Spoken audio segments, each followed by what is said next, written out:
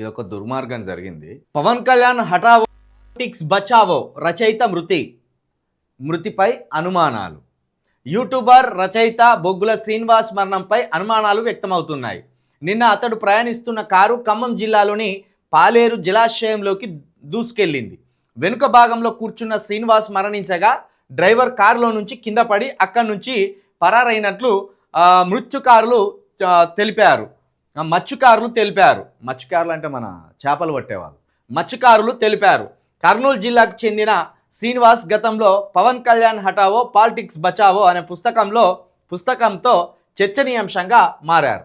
ఇది ఏమన్నా పవన్ కళ్యాణ్ గారి మద్దతుదారులు హత్య చేసే ప్రయత్నం చేసినలా, లేకపోతే కుట్రపూరితంగా ఇట్లా డ్రైవర్ తోటి హత్య చేయించే ప్రయత్నం చేసినలా అనేది కూడా దర్యాప్తు జరగాలి, విచారణ జరగాలి, నిందితులను పట్టుకోవాలి, జైల్లో వేయాలి.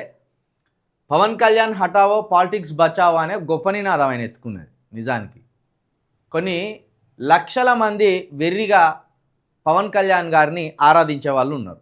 స్క్రీన్ మీద పవన్ కళ్యాణ్ గారిని ఆరాధించడం వేరు, స్క్రీన్ మీద పవన్ కళ్యాణ్ గారి అభిమానిగా ఉండడం వేరు.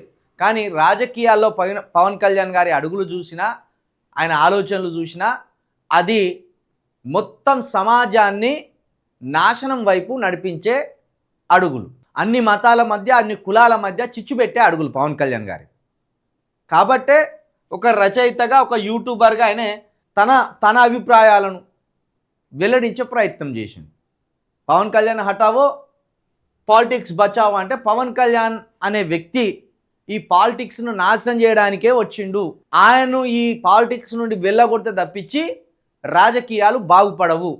లేకపోతే పూటకో మాట, గంటకో పలుకు, రోజుకో సిద్ధాంతం అని ఈ తెలువని అమాయకమైన అభిమానులను వెర్రిలో ముంచి వాళ్ళ వెర్రి నుండి ఓట్లను దండుకునే ప్రయత్నం చేస్తాడు.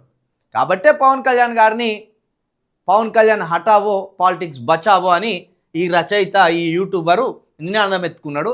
మరి ఆయన ప్రయాణిస్తున్న కారు డ్రైవర్ ఏమో దునికి పారిపోయిండు.